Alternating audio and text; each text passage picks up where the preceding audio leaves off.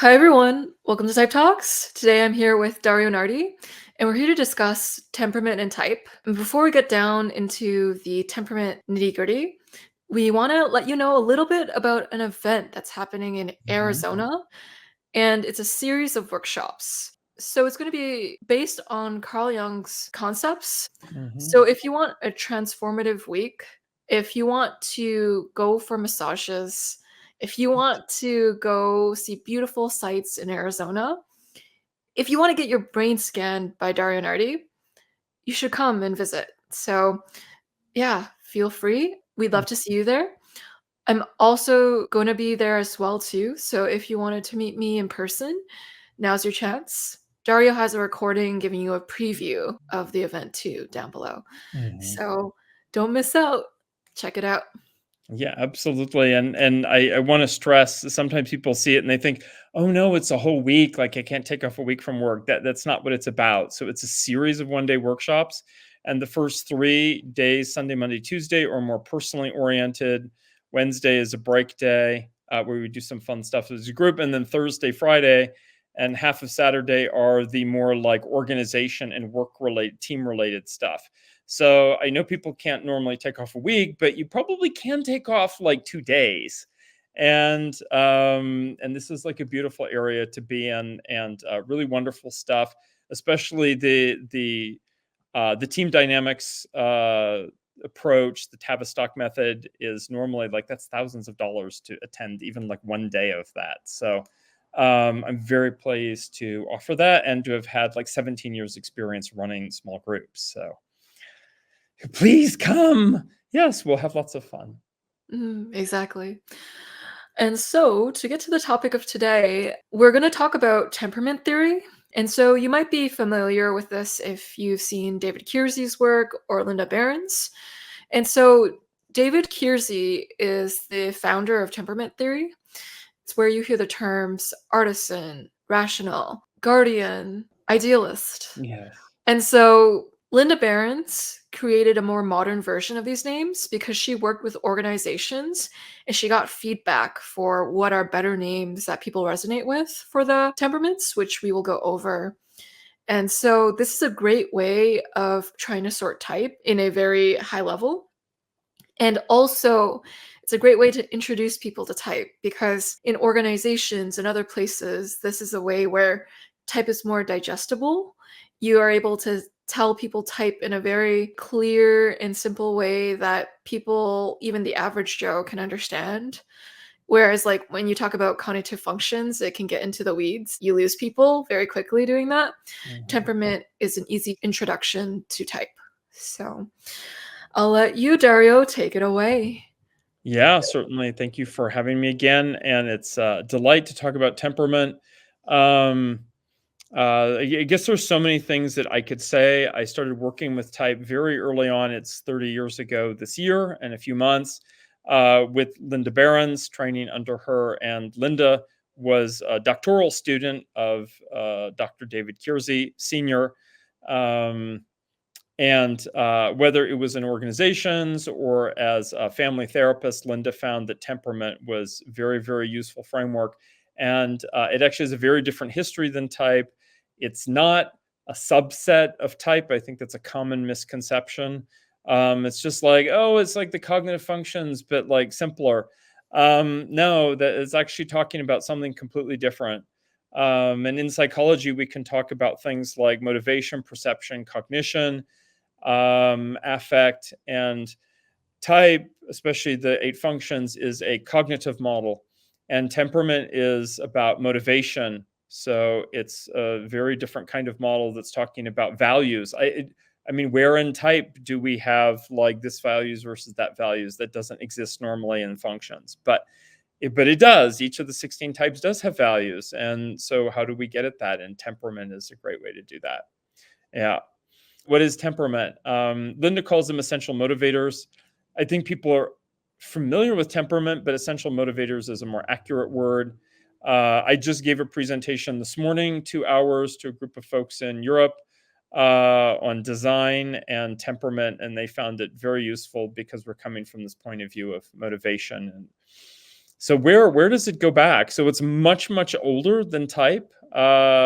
These four temperaments were first written about by Hippocrates about 2,500 years ago. And he didn't use terms like needs and values, but he was very much interested in the whole person. He had different terms like sanguineous and phlegmatic, but still they're the same four temperaments then as they are today. Then someone came along to modernize the theory, and this was the Roman physician Galen during the Roman Empire. So modernizing, still, that was 2,000 years ago. Actually, a little bit, not so quite as far, maybe 1,800 years ago. And to sort of like bring a little bit up to date for Romans. And then, yeah, it was around for 1,500 years or so, people using it, and probably not in a smart way until the 1920s. So contemporaries with Jung, but different people, like Kretschmer, for example, talking about like character and physiology, and what is it that people value, like aesthetics or knowledge, that kind of thing. So the sort of the point of view of values, and it was David Kiersey in 1979 with Marilyn Bates, who came out with Please Understand Me.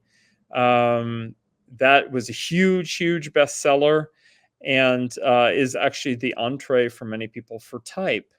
David Kiersey did not like the functions. He did not talk about the functions. I understand why. He felt that they were a distraction. It's like talking about people, but only in terms of metabolism. And if we only talk in terms of metabolism, we're missing a lot. But he really wanted to ask, like, how is it that we can see more of the whole person? Like, what is the core that essentially motivates them? And then what spreads outward from that? Beyond the needs and values are their typical talents? Like, what are the habits that people have? So the idea is that temperament explains how and why people meet their core needs and how they reshape their environment, their job, for example. Many times when people come to a job, they master the job basics and even some of the nuances sort of quickly, maybe even within a few weeks. And then after that, a lot of it is about adapting their job in order to meet their own temperament needs, to the betterment or to the detriment of the organization and the customers. So there definitely is this element that says, yeah, it's not just about mental functioning or something. It really is very much about reshaping the environment and giving people like this a different take on personality. Then Linda Behrens gave new names for it, and she expanded on it. And so we have these four temperaments, and Linda emphasizes, and I find this is very useful, that one of our temperaments is dominant. It's a home base, but we actually ask people to rank the temperaments. So what's first, second, third, fourth. So while every type, it so happens, lines up with or into a temperament very nicely, among people of the same type, sort of like subtypes, people will rate the rank the temperaments a little bit differently. Like I would rank Theorist first, and then I would put Catalyst second and Improviser third, and then Stabilizer fourth. If there are times when like Improviser has competed a little bit as second, sure, but that's not really me. But I know other INTJs, people with INTJ preferences, who would be like Theorist first, Stabilizer second. And I could use the type letters like NT and SJ, but I don't want to reduce it to type. So I'm not going to do that. I'm going to use the names: Improviser, Stabilizer, Theorist, and Catalyst. I do like those. And of course, the idea is that culture and environment also like change how we express our temperament, just like with the 16 types. And I do sort of have a mental model in mind, like a math model, which I will explain at some point. But yeah, I imagine people have heard some things about the temperaments. I find it very helpful when I can't figure out a person's type right away. The temperament is usually like it's another data point to help triangulate. This is what a lot of folks don't understand, is when you're only using one model, and I'm particularly talking to the NT listeners out there, when you're using only one model, That's like you're lost in the woods and you have only one reference point to find out where you are. So like maybe you have a map, but you're blind and you can't do anything else. Is that actually helpful? Like, don't you want a second model? Third model. So we have temperament, interaction styles. Together, those lead to 16 types. We have 8 functions. Those lead to 16 types. We have the preferences from Myers-Briggs. Those lead to 16 types. We have quadra and some other ways also of reaching 16 types. So this is a really great like second data point that is complementary, but saying something different. And so I think when people get confused with questions like, oh, is this person ESTJ or ESTP? Which, yes, can frequently look similar. I'm like, well, they're completely different temperaments. So we just have to look at their needs and values and stop looking at their cognition, because that's what's going to confuse us. Because that's where the confusion origin is. So I think it's really good. Same in relationships. If you're not really sure, temperament has lots of good stuff about needs and values and relationships. Absolutely, yeah. So temperament is usually used to find your core driver, your core motivation in a sense. And so it's helpful as another lens to sort type. So in a way, like we mentioned before, it's really important to apply like a multi-pronged approach to trying to figure out your type, because as a theorist and as an NT type, you love lots of mental models. And so, in a sense, the more mental models, the merrier in determining as one type, in making sure you resonate with your type, in making sure you understand type from another angle. It's really giving the systems dynamic approach to looking at type. You get to see people more as a system when you layer on different kinds of understandings on top of each other. So Yeah, yeah, and I love what you said about like it offers a different angle on the type, like approaching it from a different perspective, looking at a different aspect of type. yeah, and so I'm curious as to what you mean by attractor.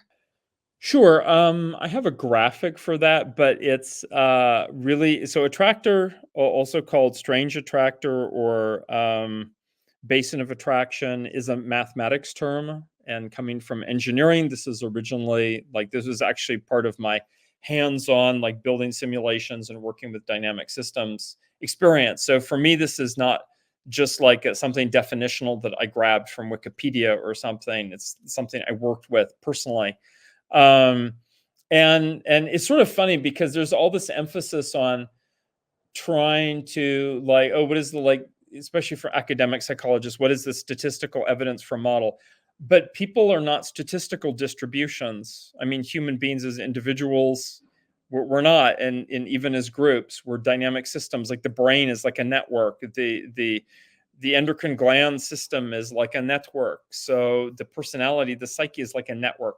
An attractor is a math term, is the space where no matter how many variables you have, 20, 30, 500, whatever it is, they all sort of mutually constrain and guide each other. And we'll see a specific example when we talk about the temperaments. They all sort of constrain and guide each other so that no matter how many variables you have, you tend to land in certain spots, like a gravitational well. You sort of head towards a certain space, and that space is something that the system keeps coming back to and keeps coming back to time and again. And so the temperament is not a cluster of traits. I know that's so hard, especially for academic psychologists, to let go of that definition. Um, Not a cluster of traits. It's not a set of mental processes, although that's getting closer. An attractor really is this all the facets of the person and how they support and constrain and maybe even in some cases contradict or they clash, but they still work together in some way. Great. Um and I'm wondering about the other slides you have as well too. Sure, I have a little I think the next slide is a little summary of each of the four temperaments. So for people who aren't that familiar or want to see how we approach temperament differently, let's talk about stabilizer first because we think that's the most common in the population, like 45% of people stabilizer temperament or attractor, as I like to call it, essential motivator. So what are the core needs and values, like at the center where everything emanates outward? Tradition, duty, obligation, group membership, safety and security, structure, stability. Now let's take a word like structure. What kind of structure is that? It's the kind of structure that supports group membership, that supports safety and stability. Similarly, if we take a word like, let's say, tradition, what does tradition mean here? It doesn't just mean like a routine habit of something or the old ways. It means things that support one's duties and obligations, that are part of the group experience and encourage group membership. So see how each of the words like interrelates with the other words. And they all sort of hang together, gel together, and inform each other. And then with stabilizer, what comes out of that? Talents. There's a whole, like, Linda has these really great graphics that are these targets, but I'm going to talk about one part of the graphic, which is learning adaptation. So I think it's the same with type in this respect. People say, well, I can change types. And I'm like, your type is how you change. Like that's it's not the thing that's changed along the way. The same with temperament. Temperament is about how you go about learning and adapting. And what does it look like? Having taught for many years, so time and again, stabilizers, memorizing, knowing what we're supposed to cover, practicing it, looking to authority for guidance and for proper form and for assurance and that kind of thing. And then what is their main contribution in organizations and families, friends groups, is support day-to-day continuity. Oh, we're having a meeting. Maybe I can bring some food. Boy, our organization is growing. Like, don't we need some policies in place? Our family is growing. Like, shouldn't it be good if we like reorganize the house a little bit so that it makes like day-to-day living easier? All of these things come out of stabilizer. So if you know any stabilizers in your life, folks, you probably do. And just like with type, there are unhealthy stabilizers. There are like normal everyday stabilizers. And then there's like the paragon stabilizer. Paragon is just a word I'm using now. It's not like a temperament term. But yeah, so stabilizer is one temperament, and it's the SJ types, the sensing judging types. But within those, SJs may rank the other temperaments differently, which leads to some variation. Improviser. Improviser is needs and values, adapting to the moment, freedom to act now, making an impact, the ability to make an immediate impact, not like an impact 30 years from now. Opportunity and variety. Variety doesn't mean lots and lots of different things and ideas and whatever. Variety just means like, oh, I go to the market and there are different kinds of cereals there, or there's I go to the bar and there's a variety of people there. Are they really that different from each other? No. It's just variety. Oh, every year my stepdad would take us down to the beach, and he would shake it up a little bit by sometimes you'd be more in the north part of the beach in North Carolina. Sometimes you'd be more in the south part of the beach or the middle. But there was some variety. And adapting to the moment, freedom to act.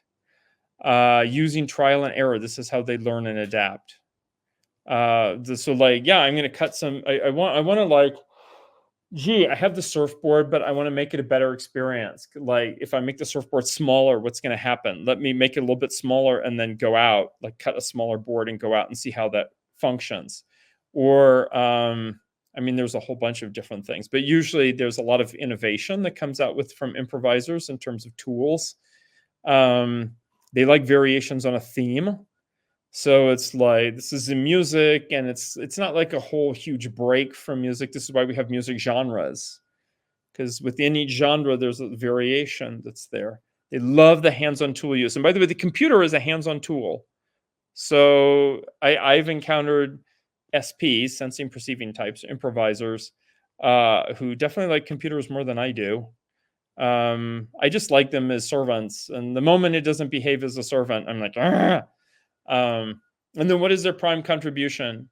Handling crisis situations. We're really, really good at doing that. That could be a crisis at work. Oh my God, we have a presentation to a new client and they want that presentation tonight. Like, let's make it happen. We have a crisis on the road. Somebody has been in a car accident. They stop, they pull over and go out and help the person. Very, very good in that. It also means if they're bored, if the improviser is bored, they're going to make a crisis.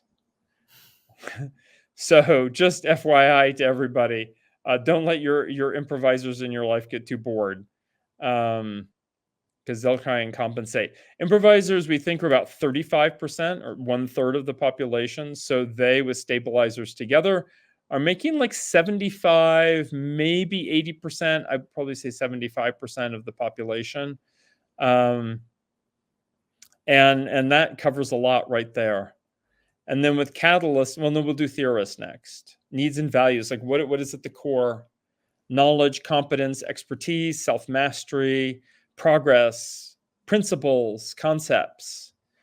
This is why, for example, some people will say like, oh, according to cognitive functions, INTP and INTJ are totally different types. They have nothing in common. Wow, so very wrong.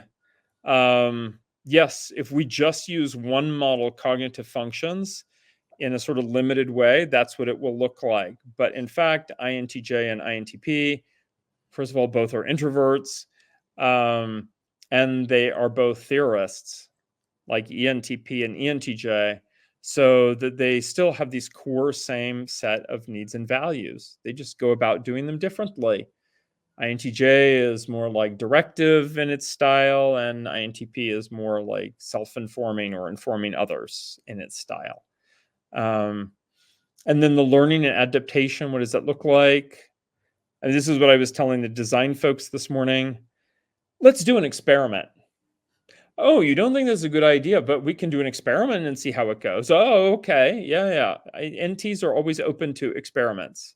Let's see what's going to happen. So you put together something, you test it, you refine it, you do a little bit more integration, you retest. This becomes part of a strategy for how you test and refine and experiment.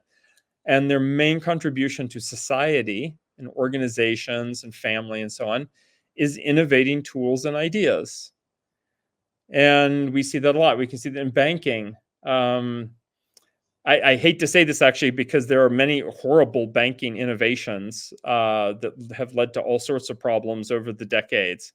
I mean, they solved a problem at the time, and they make people a lot of money who already have money. But this isn't, I always say like, oh yeah, it's the NTs in the banking industry who are coming up with these new innovative products. But of course in science and technology, but it could also be in the arts and humanities, is like, person could be a painter and paint pictures. But what about like new styles or methods in painting? You know, that's a little bit independent of just a person's type code, or their profession. And theorists love to innovate stuff, even when a new idea isn't really needed, actually. Like the old way of doing things was working great. Like, why do we need a new idea? Not necessarily. Do we need another model? And I think right now is a great example. So NTs are how do people present? So improvisers present things in terms of activities and interest. Oh, look at this here and look at this there. And they want to keep like your interest going. Here are some colorful balloons and like, here's some free tickets to a concert. And stabilizer is like, well, we have a ritual or a tradition or routine, protocols that we follow. Theorists structure things by models, and that's what we're doing right now. I'm being very theorist-like. I'm presenting something according to a model, the categories of a model. Is that the best way for people to learn? For theorists to learn, yes. Not everybody else. And then we have Catalyst. And by the way, now that we have 4, and we've done 3 out of the 4 already, think of how fast this went relative to explaining 16 types. I mean, unless you're going to use the 4-letter code, like taking 8 functions to the level it needs to go to, like that takes time. But I've done temperament presentations in hospitals and at UCLA with students. these design people recently, like a whole bunch of folks. And it's relatively quick, and people get the idea as long as there's some good framing and examples, and which we'll do. So if you have that friend who's not that interested in type and Myers-Briggs, you can always approach them with temperament instead, or even interaction styles, which we haven't talked about, but that's another angle to get at type. So catalyst, needs and values, significance, authentic interaction, unique identity, personal and human meaning, ethics. This doesn't mean that the catalyst is always ethical, or always has great relationships or something. It just means these are their needs and values. And when we read these, you might think, well, this sounds very much like feeling types, or maybe introverted feeling. Well, the authentic interaction, the unique identity, yeah, that sounds like introverted feeling. Introverted feeling has many of these qualities in common, particularly because in the type community, there are so many NFs represented. And so that experience of being an NF catalyst is what really comes out in a lot of the material. If you talk to somebody who's, say, like a male SFP, for example, they're maybe not going to emphasize those same introverted feeling elements as, say, INFP would. So we see a lot of this, and then even with NFJs, like these are all important too. I mean, let me ask you, Joyce, is authentic interaction important to you? Is that a need and value, having a significance in life and purpose, or according to cognitive functions, that wouldn't be of interest to you? Yeah, it is of interest to me. Yeah, I find that the catalyst description can sound very introverted feeling like, and the theorist description can sound very introverted thinking like to people Mhm. who know the cognitive functions. Because the theorist description is all about building mental models, categorizing things, being precise with how you do things. Precise terminology is a part of theorists.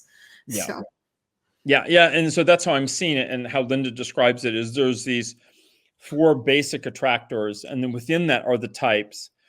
And the reason why we see certain things time and again with the types is really because the elements of temperament, the needs and values underneath, are sort of percolating up. And then people say, well, I value significance and I'm an INFP, so that must be an INFP thing. It is an INFP thing, but that's not exclusive and only ever to INFPs. That is part of the whole temperament, that ENFJs also want authentic interaction and unique identity and so on. That to know that they are, that their life has a human meaning in the world. In terms of learning and adaptation, finding meaning in stories and themes, searching for authentic interaction. That could be through relationships, it could be through career, hopefully multiple things. I feel like really a lot of it is coming down to this narrative way of thinking.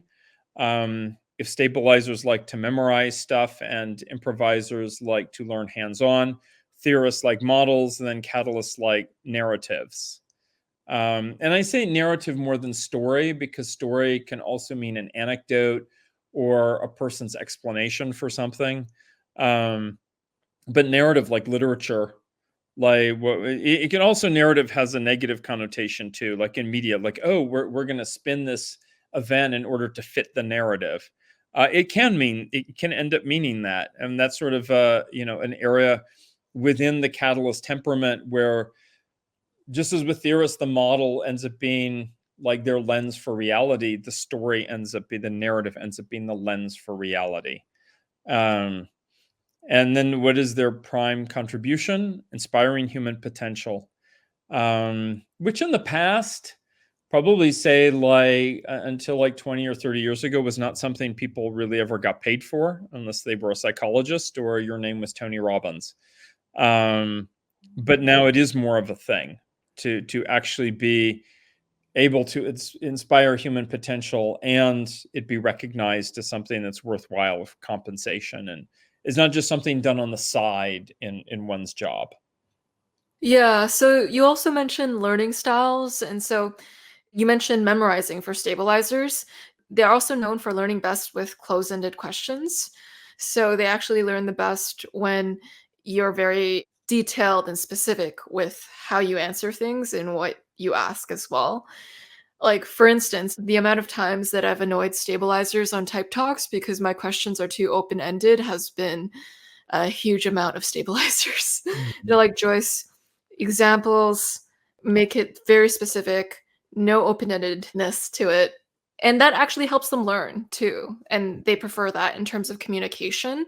And Mhm. with improvisers, you learn from Dario, don't make it boring. You gotta spice it up, or else they'll try to spice it up to entertain themselves too. Yes. Yeah. So they need that stimulation. And so if you want to help them with learning, or if you want to communicate more effectively with them, make it casual and have a stimulating time, like whether it's sharing an experience with them. If you want to take an improviser on a date, try an experience where you guys are doing something while also talking. So bringing that experiential quality to it. Mhm. And Mhm. then with Absolutely. theorists, like Dario said, mental models is great for them when learning. And it's also having a discussion and open-ended questions that they're allowed to ask and that you're allowed to also talk about together too. They like that ability to be able to talk, and they get this bad rep for debate, but it's really that they're actually talking, and by questioning things, by challenging things, or by understanding things in a critical manner, um, basically like critically thinking, people can misinterpret it as debating when it's not. It's Mhm. really just trying to understand something more thoroughly. Yeah. This is something that came up with the design people this morning, is difficult clients who deliberately are argumentative and so on. Now, some people, whatever of type, are argumentative, but I think theorists can be caught in that trap. And I really suggested the solution to that is remember that the theorist, as you just said, is being critical, argumentative, whatever, because they are interested, and whether they know it or not, they're trying to learn. Um, I think what for theorists would be helpful, instead of jumping up and disagreeing immediately, is instead ask some questions like, what principle are you like relying upon or drawing from? To ask questions that are specifically like putting themselves in a learner mode. That I think that can be very helpful. Because then we get past this like, oh, I have an immediate critical response. Whereas most people will respond positively if you ask them a question like, oh, like, where does this theory come from? Or could you tell me a little bit about your reasoning behind that? Or I'd like to learn more about that. Like, that could be very helpful for theorists. Absolutely, yeah. Whereas the learning style for the catalyst is also open-ended question and discussion. M They also find they learn, some catalysts can learn in a very spiritual sense, in that, like, they're looking at the abstract bigger picture, Mm, and it's not like traditional spirituality like religion, but it's more so a sense of everything is connected, especially for, like, let's say an ENFP. Catalysts can teach things, and they can make things spiritual that aren't spiritual. So, mhm, like, let's say if they teach a language, they're like, "That is the most like a spiritual way for me to learn French that I have ever learned." But it's like incorporating the sense of, like, catalysts are both spiritual teachers and spiritual mentors. They're spiritual guides in a sense mhm, about life itself, because they can find a way to link anything that they're doing to the bigger picture. And so there is a sense of significance, personal, like, identity and human meaning because they see it in everything. mhm, And mhm, so there is a sense of abstract conviction. And we were talking about, like, the difference between FI and catalyst. And I think that, like, catalysts have a sense of need for authenticity, and also like it's in an abstract sense. Like, it's linking it back to abstract things and then having a value conviction around that abstract mhm, thing. mhm. Yeah, it isn't necessarily, and I think particularly for NFJs, it's not about I'm going to be my authentic self with anybody all the time, because there is this extroverted feeling, sense of social appropriateness, and so on. But there is this question of what am I doing with my career or my family or my community or whatever that is authentically helping people, and that is where that's what we mean, where the authenticity shows up. And I think especially for extroverted feeling, it doesn't see a need. It's like, I don't need to wear my weird thing on my sleeve all the time. Like there are ways that people get along, and let's just do that so that I can actually get to the important, meaningful thing, which like my mom, for example, and like helping people with children with developmental delay and autoimmune disorders and so on. She's like, they don't need to know about all my side interests, like, like Egyptian stuff and whatnot. They need to see somebody who's a professional, like a PhD biochemist, and put all the degrees out and all of that. It's not because she's a stabilizer, is because that's sort of like what's needed. And then what's important is going to be actually helping people for real. And so there, and I do think that it is part of it. And I'm going to talk about that in an example coming up. It's like digging beneath the surface is the theme, asking people, not how are you doing this, which is a cognitive functions question, is why are you doing this? And to get it, like, what is your motive? That's essential motivators. Exactly, yeah. And so you might also relate to traits of another temperament. As Dario talked about, there is a ranking for these that's different for each person, and your environment or your parents or your friends can influence where you lean as well too. It's Yeah. like you can be spiritual without being catalyst. So like that's also just something to keep in mind too. Yeah, yeah. I do believe also that within very specific domains, like this brain imaging and temperament and media consumption research that I did some years ago, that people have like a media consumption temperament. And for example, one of the people we interviewed, ISFJ preferences. He doesn't know a lot about type, but he knew enough, like getting down to ISFJ. And yet he related to catalyst first in terms of media, and then stabilizer. Um, and why is that? Well, for one, he worked in industry, Hollywood, where it's very dominated by catalysts. And when you get outside of the media consumption, all of a sudden everything else is stabilizer. And it was just within that area there that it was. It's just like people who are Star Wars and Star Trek fans. That doesn't mean, oh, they're into something nerdy, therefore they must be a theorist. Like that's very like mid 20th century. Um, Really, people can have sometimes very specific things that go off in a little direction here or there, and that's why we rank them and help people, like spot different areas of their lives and ask what are the consistent themes, the habits that you keep coming back to. So this is the case study I did for designers. I loved using AI. AI can't really do art, but it still showed some cute things here with the improvisers, like wanting some actual things to look at, to point to move around. The stabilizers in the upper right there wanting like something, yes, a visual, concrete, but like a plan. I don't know what that is. It's a diagram or a floor plan or whatever it is. The catalyst, there's some like stuff on the floor, but basically it's about a human interaction that's happening. And we talked about in design, like this idea that the improviser will be the first one to be just like, oh, this picture could work here. And then like picks up the picture and like puts it there. Because like that's the easiest way to figure it out. Let's just do something.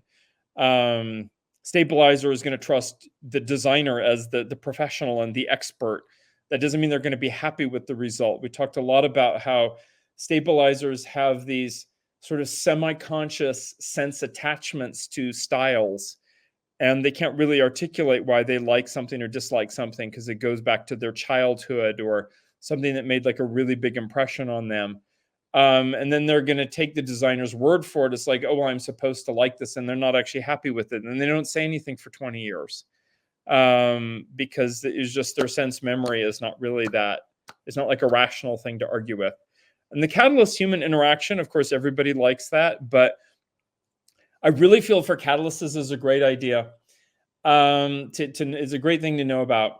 If you understand the catalyst story, like what is their dream, what is their vision, in order to know that, you need to get to know them as a person. Then everything else, those details take care of themselves. And then there's a lot of trust in that. So the catalyst is like thinking to the designer, like, I really want you to know who I am and what my vision is, and really like how I react to things and what's important to me. And then after that, once the designer proves that or shows that, yes, they understand you, then things just sort of fall into place. And it's nice that it's like there's trust there. And then I love with the theorist one, there's only one person in the picture, the theorist, with the computer. And they're only going to contact the designer and do stuff once they've like done all of the research and like budgeted, like, you know, what is this and what is that, and hopefully learn some principles. And it turns out for the designers, and this is not my first time with them, they've talked about how argumentative a lot of theorists are. And yet they keep asking for help, but then they argue with what you say. So we talked about how to deal with that and to help them, like, just don't just be like so discouraged. Oh, the theorist is not listening, or they're being difficult. Is like what they're saying is, I'm trying to learn. And you can tell them stuff like, oh, here's a principle, like a color palette. There's a concept of a color palette. And it's so funny, I think it's true, once theorists actually get a model, and for some theorists, they're very, very resistant to certain models. But for the most part, it's like a certain model, they come in and they're like, and their eyes open. And they're like, oh, got it. Okay. And they accept something not because they're supposed to or just because they understand it mentally, but because like everything sort of like clicks and falls into place. And once like the model explains like, oh, this is how it is. So if with any theorist in your life, I mean, you say this for all of them: improvisers, hands-on stuff; stabilizers, like have a plan, understand what your roles are; catalyst, make sure the catalyst feels like you know who they are and what's important to them, and of course vice versa. And then for the theorists, like give them time to learn and ask questions and grow and understand that they're looking for and do best when they have good principles, like effective ones. And it's quite fitting how with the catalyst, they're an affiliative type, and there's another person they're talking to in that photo. And like you said, the theorist is a pragmatic type, and he's just sitting there alone on his computer. So. Yeah. No, this is so. This is. Why don't I go ahead to this actually before we do the examples, because I know there are people in the audience who want this. So this is called Things in Common. I don't expect you all to be able to read this on the screen, but it's a really important part of type. That there are things in common, as the phrase suggests, that every type or temperament has with every other temperament. So like catalysts and theorists are both abstract. Stabilizers and improvisers are both concrete. It's sort of like sensing and intuiting, a little bit different, but same idea. The other things that were different, they don't map directly onto cognitive functions or preferences at all. So like improviser and theorist are both pragmatic. You know, you do whatever it takes to get the job done. And if people have a problem with that, or you should have asked permission, just ask for forgiveness later. Catalyst and stabilizer, as you mentioned, are both affiliative. That means the group and other people are important. And then there's a third dimension that improviser and catalyst, so the SPs and the NFs, are all motive oriented. Even ESTP and ISTP, they're not feeling types, but they're motive oriented. They're absolutely listening for and responding to what are your motivations. And then stabilizer and theorist are both structure oriented. Structure in different ways. We're going to talk about that. Stabilizer structure is like, what are the rules and the protocol and like the physical arrangement and time arrangement and so on of things. Theorist structure is it's more about abstract structure. So like, what is the model? What is the theory? What are the principles? What is our strategy? And the same with catalyst and improviser. So catalyst motive is like, yeah, like what is your motive in like a deep psychological sense? Like your values, your beliefs about yourself and others, your deep vision of things, your purpose in life. Improviser is like, are you asking me because you want to go out with me, or like because you're hungry or bored? Or they're much more like concrete. You want money. Oh, got it. Okay. So the improviser is much more like immediate, tangible, concrete motives that are there. And I mention this in particular because when people have a difficult time sorting, say it's an ISFP. ISFP is going to look at Improviser and Catalyst and be like, oh, I relate to both of these. I'm like, that's fine. You can rank them for second, third, fourth. And they're like, okay. But they're like, but which one am I really? And I would say, well, let's see. Catalyst is abstract and affiliative, and Improviser is concrete and pragmatic. So let's like look at those and see what they look like. And they have motive in common, which is what the ISFP is seen in common with Catalyst. It's the same, like, say, for INTJs. INTJs is like, gee, I don't know. There are some who are like stabilizer second, very sort of SJ-ish. Maybe people think maybe ISTJ. I'm like, well, they have structure in common. So that's what they're seeing, is their structure element in common. But again, it will always look a little bit different. So to use an example, like with pragmatic, for theorists, pragmatism is this like deliberate, long-term, what is the deep solution that solves a whole class of problems, even if there's some like fallout or collateral damage, or it takes a long time for the solution to manifest it.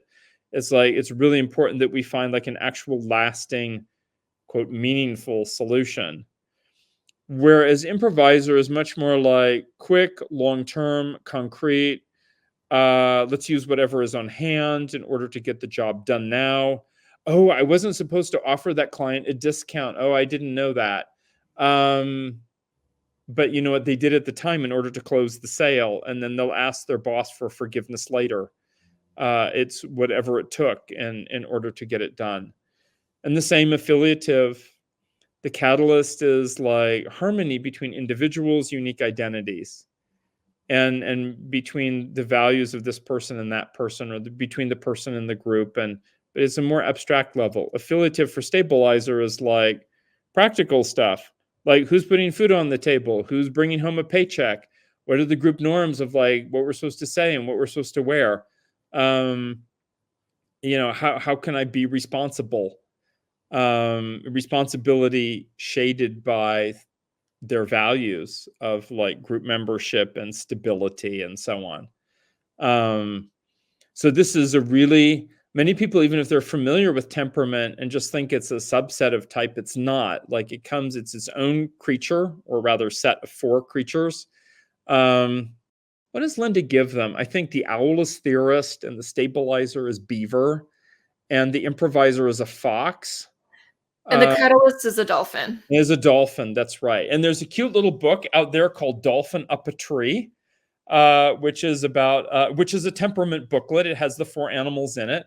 And Linda Behrens even has stuffed animals, and I have in storage, I have 4 stuffed animals that are like, they're not actually stuffed animals, they're puppets. And Linda, when she would talk about temperament, would like put the puppet on, and then like the fox puppet, and like, what does that puppet have to say about itself? And it's for coming from an INTP, it was very cute to see that. So I think that like this is not something to like instantly absorb in one day, but it's a really, really helpful way to see like, oh, temperament actually has depth to it also. And it offers different dimensions like pragmatic affiliative that don't exist in cognitive functions. I mean, people can try and force it onto cognitive functions, but this is their home, is with temperament. Yeah, things in common is such a good way of seeing why the temperaments overlap as well. And I think the animal imagery, it also helps with making things relatable for people, because people tend to get more interested in type when you can tie them back to a celebrity or an animal that they know of, because they want to identify as that. I think people have a little bit of a pleasure about knowing more about themselves. So when you can find something to relate them back to a thing, they're like, yeah, I'm cool like a beaver. All right. Yeah. Yeah. And actually, all of those animals are really cool as if you read about them and get to know them. Like the fox and how foxes actually work together, like teammate, like soccer teammates. And like, so for example, in fox hunting, which is not like a happy thought, but it's not just one fox running. Is like, as a fox runs from one territory to another, it will hide and then allow the other fox that lives there to take over and then run. So the fox can go and go and go, but it's actually like 4 to 5 different foxes that are all working together to just exhaust the dogs and the horses. That is so smart. Yeah, Very right. There's just like all tactical. these little cool little things like this that are, that are quite impressive. So this is definitely, it's a really helpful aspect of it. And we're not going to talk about interaction styles today, but we can also talk about differences within temperament, like directing and forming, which again doesn't match up to cognitive functions, but it works very well in taking temperament into type land. For example, SFPs are informing improvisers and STPs are directing improvisers. And NTJs are directing theorists and NTPs are informing theorists. And so we sort of break it down each way. And it's like, oh, well, then by the time you do that, you're like, yeah, I can definitely see how it could fit with type very well. But it's like parallels type. Yeah, it's another one of Linda Barron's Yeah. lenses. She has 4 in total if you guys are curious. I have a playlist down below too. Mm. Here's some examples that I can give that everyday life that show using temperament in action. So let's say I'm going to the market with a friend, and that person is maybe buying junk food or a combination of junk food and healthy food. Maybe they're buying organic food. Um, like what's going on temperament wise? So our temptation, always with personality, is to try and assign behaviors to the types, which is not what personality is about. I mean, it is if you're a 5-factor model person, then there's really only behavior. But the cognitive functions is not a behavioral model. Temperament is not behavior either. So it's motivation. So let's say we have an improviser, let's say an ISTP, and one ISTP is like buying alcohol and cigarettes and like some Twinkies and other junk food, like things that are not good. And then there's yet another improviser friend, let's say also ISTP, who's like, oh, I only buy organic, and I'm mostly, but not completely, a vegetarian. And this is like the way I work out each day, and like when I eat, and I do intermittent fasting. And so what's the motivation behind this? So we can ask, sort of, maybe we can ask just pointedly, like, oh, why do you buy that? But like, don't be rude, but just, sort of come in, you can find out and listen. Improvisers, they might purchase on a whim, because they're standing at the checkout counter and they see something, they're like, oh, that looks good. Yeah, improvisers are sort of victims of that kind of like marketing schemes that are out there, like the last minute, like, purchases. Maybe they never thought about it before. Oh, they just like this particular food. This like they've eaten it since a childhood, like never really thought about it. They're not even attached to it. It's just they didn't think about it.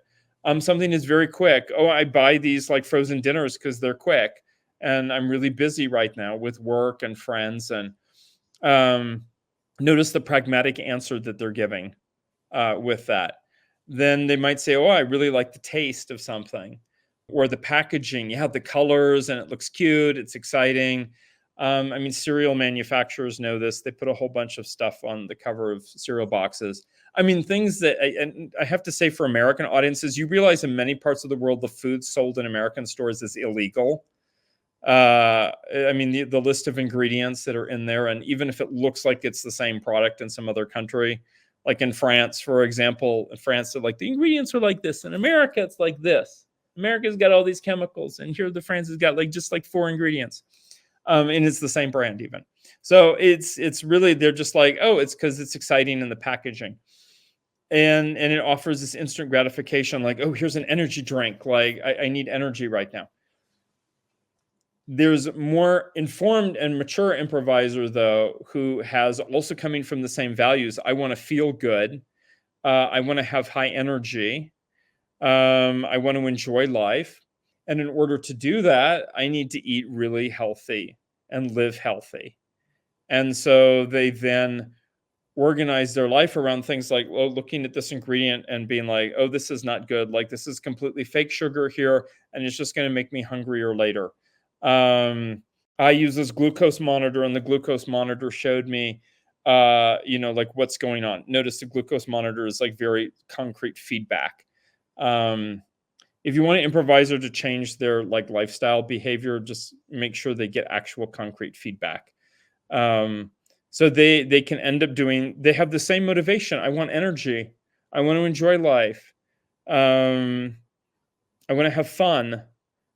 Is just like, how do they go about doing that? Short-term thinking or more pragmatic thinking that says you have to make some sacrifices in order to get this better result? Theorists. I've met NT types that seem, I mean, they claim that they're not clueless when they go to the store, but I can see by their choices that they're clueless when they go to the store. They're trying. I appreciate it. But I grew up with it, with a biochemist. So I have a very different sense. And they're like, oh, well, this is fortified with these nutrients. And I'm like, yeah, except some of those nutrients can't actually be digested in the thing that's fortified, that they're fortifying. Or like, oh, you're eating D2 instead of D3. The milk, the whatever is fortified with D2. The body doesn't process, it doesn't metabolize D2. So that's just like flushed out of your system and is wasted. And it's fake advertising. So that's like, oh, well, so the theorist, like, is it with its food within their area of expertise? Do they have a strategy for food? Catalyst, do they have a strong belief? I'm a vegan, I'm a vegetarian. Yes, there is that kind of thing. For health, for politics, for ethics. What is the story of their life? That's important. Maybe the story of, let's say the ENFP. So I am thinking of somebody in my family, ENFP mother. She has 4 kids. She's like, I'm a good mom. Like, I love my kids and I want to help them be a cut above the rest. And so she and her husband set like screen time limits for their kids for playing games. And yes, the kids can occasionally have like snack food and stuff, but that's also regulated. Not because she's a big regulator, but because she has the story that like our family is doing better. Like we are cut above the other people. And that also means for food. And it doesn't mean everything is like really fancy, but it's still like she makes choices. And if you ask her why, this is because she's like, well, I want us to remain healthy, happy, like functional family. And for people to be, the kids to be able to, to pursue their dreams and to do better in life. I think for stabilizers, it's so easy to get confused. It really depends on what they grew up with and what their like sense impression is of things. So stabilizer doesn't mean like mainstream traditional. You could have a stabilizer who grew up in like Hindu household, so they eat Hindu food like that. That's what they grew up with. Of course, the stabilizer also has this concern that like, oh, when I go out with my friends who are, say, not Hindu, then what am I going to eat? Do I fit in with them or do I feel like weird? And then they have to come to terms with that. They also have practical things like, what is my budget? How much am I spending? How much, that's more STJ. SFJ is like, how much do I deserve to be spending on this? Which might actually be outside of their budget. But that's something for SFJs that they have to tackle in life. So I just want to use this like very basic example of going to the market. And I didn't use any like function language or anything like that. It's just a very basic set of essential motivators, core needs and values. We dig underneath a little bit to find out why. And all of a sudden we get a lot of illumination about a person. It really provides you a lot of information about the gist of how someone might approach something. So yeah, you're really getting to the core motivation, Dario. Yes, excellent. That's what Linda drummed into me.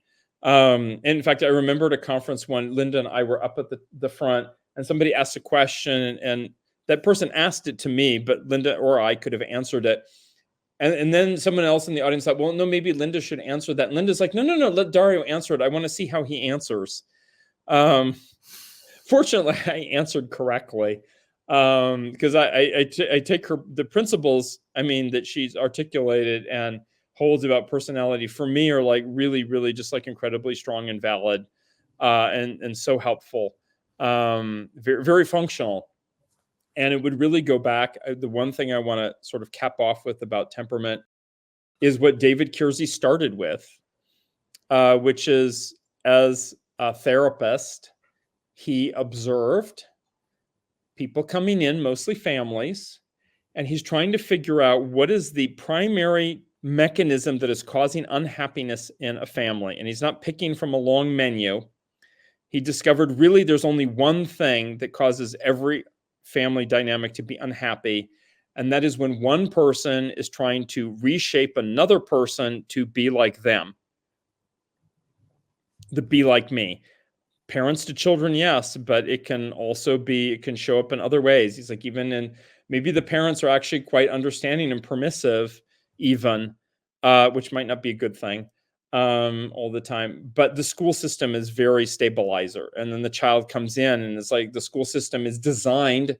This is why America has a German Prussian school system adopted 130 years ago, is to deliberately shape students into having an SJ mindset, stabilizer mindset, to be good workers, and not even a mature SJ, but like just like good worker bee SJ. And that leads to a whole bunch of be like me. And we see that even the political level, there's very much every side. I love in law, they say there are 4 sides to every argument, not 2. Has this, coming up with, you need to be like me, you need to have my needs and values. And then you ask the person, like, what are their values? They just repeat something that probably isn't even really them. And so it perpetuates a lot of problems. So David Kiersey called this the Pygmalion Project. And Pygmalion has 2 different historical references, and one of them is from Greek mythology, and the other is from English literature. I believe he was talking about the English literature version, about one person trying to shape the other person. He's like, that project always fails. Trying to reshape them ultimately backfires and makes everything worse. And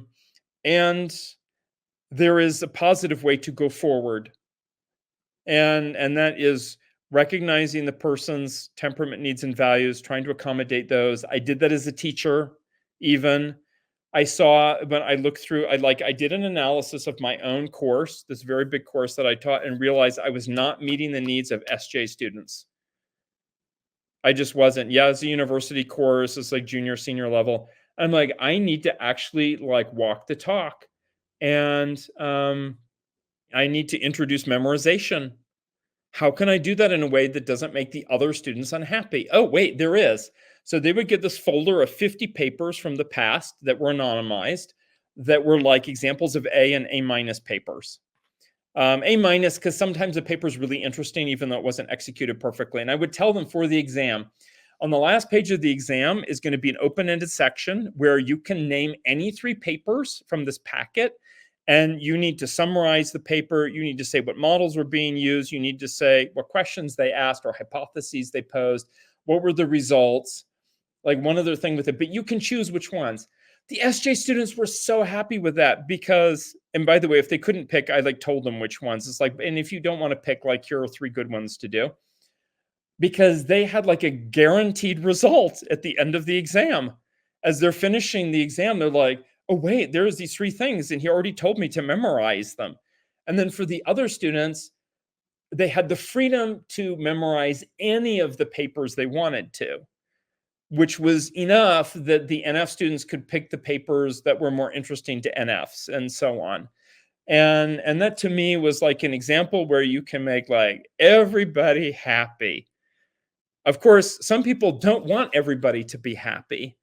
And again, that cycles back to the Pygmalion Project. So I think that, part of the, what is the use of type, the purpose of type, it's the ethics of type. And that's the same with temperament. It's the ethics of temperament. That is the main application. And a really nice one. And then there's also a thing called be like them, which is related. But that's in a nutshell, like the story of temperament. Thank you so much, Dario. if you want to learn a little bit more about BLT, so be like them, I have a video with Linda Behrens down below where she explains it in detail too. And so thank you, Dario, for that very in-depth look into temperament. And if you enjoyed today's episode, feel free to check out the event happening in Arizona. Come join us for 2 days just for a workshop. We would love to see you there. And you can learn a little bit more about your type through a different angle, whether it's active imagination or etc. And it'll give you another lens to view type through. So I highly recommend it. Check it out. It's linked down below. And so thanks, Dario, for coming out today. And so spreading the temperament wisdom as Linda, your PhD advisor, has taught you. And so I feel like it's really leaving a legacy from, as you call it, the old guards to the new guards. So thank you so much for that. Absolutely. All right. And so I'll see everyone in the next episode. Take care.